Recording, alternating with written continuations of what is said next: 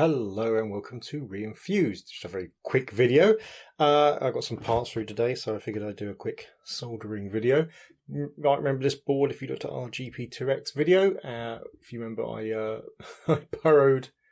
Let's get this right around. There we go.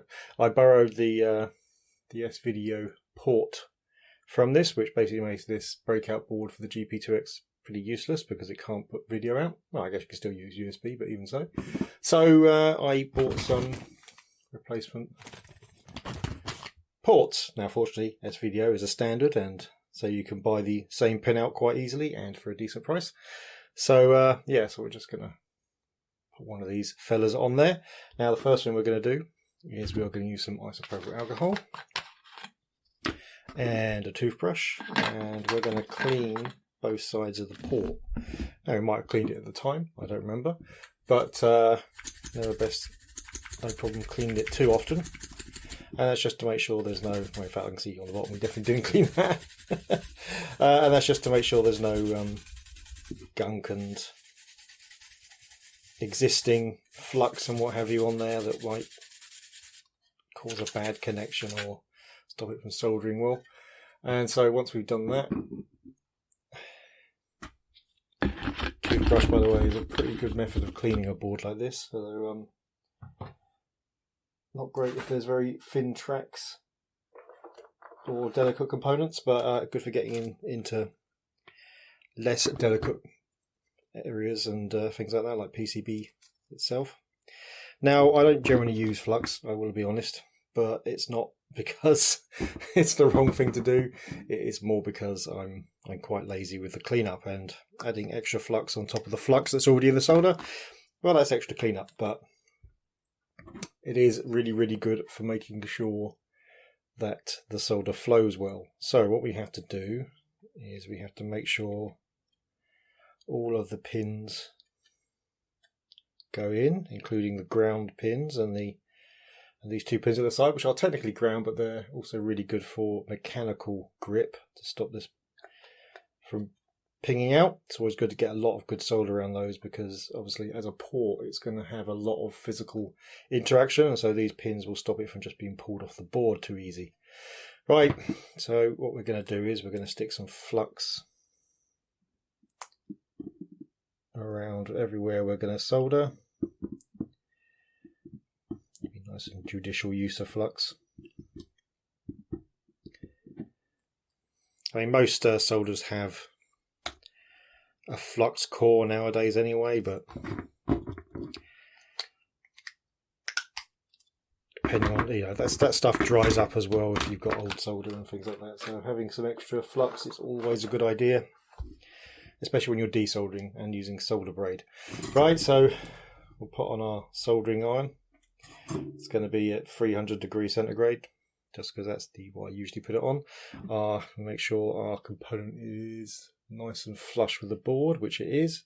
Honestly, this is quite easy because it's not going to ping out, but also it's higher than most of the other components, so it just rests flat anyway, which is always handy.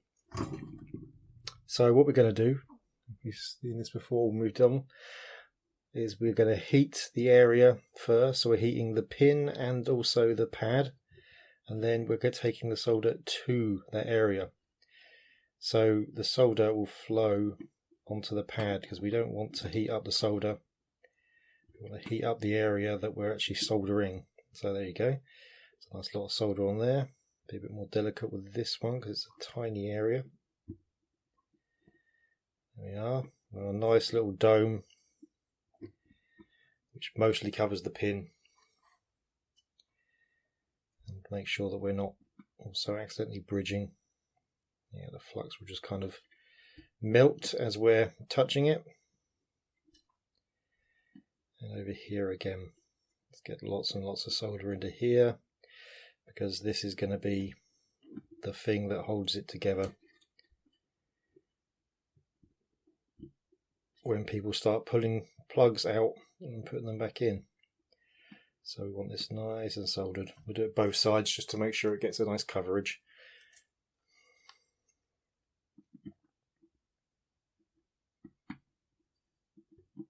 There we go. And the same for this third one.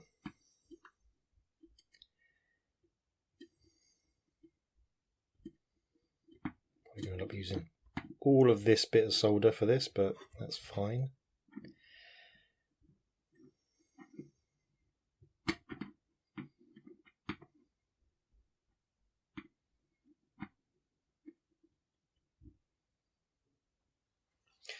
Right, there we go. Turn the soldering iron off. So give it a clean in the bushel, just to get the crap off of it. And right, now we're going to clean again to get rid of that solder and get rid of the flux that we put on there. Because whilst flux isn't necessarily dangerous, over time it can cause issues,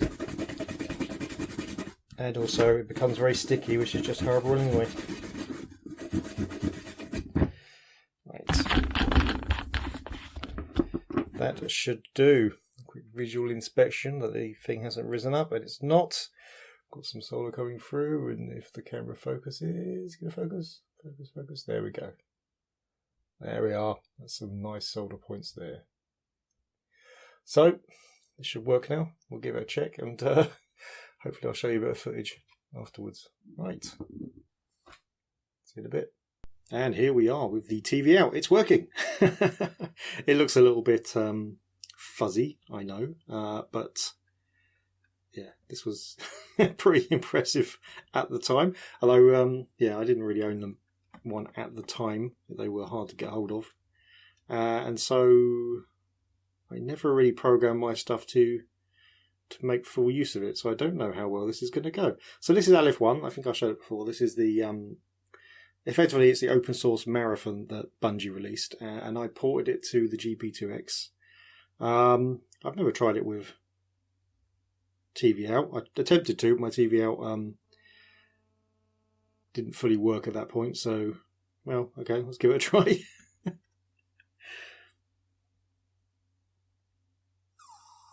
Oh, okay. I was a little worried there, I will admit, but yeah, the sound still comes out of the GP2X, which I guess is understandable because I guess, well, actually, that may be one of the things you can do, because there are audio ports on the breakout board, so maybe, I don't know, I'll give it a try maybe in a minute with audio cables. Right, so yeah, let's just do a new game. If you've never played Marathon before, by the way, like I say, the Aleph 1 is open source and all of the game files are available free to download. I do recommend it. It's a very early game from the makers of Bungie. So, yeah, it's definitely worth playing. Right, oh, here we go. Okay. Well, that's working then. That's good. I'm going to admit, I'm a bit shocked. I didn't expect this to work. But hey, I am, of course, happy. Yeah, it starts out like this with you've got a load of people. Yeah, it's quite hard to play because the GP2X is. I'm still using GPS controller. I guess you can use a USB controller. I don't know. I don't really have one. So look at these. This is something that took me a long time to get working. I had to kind of dynamically change the resolution.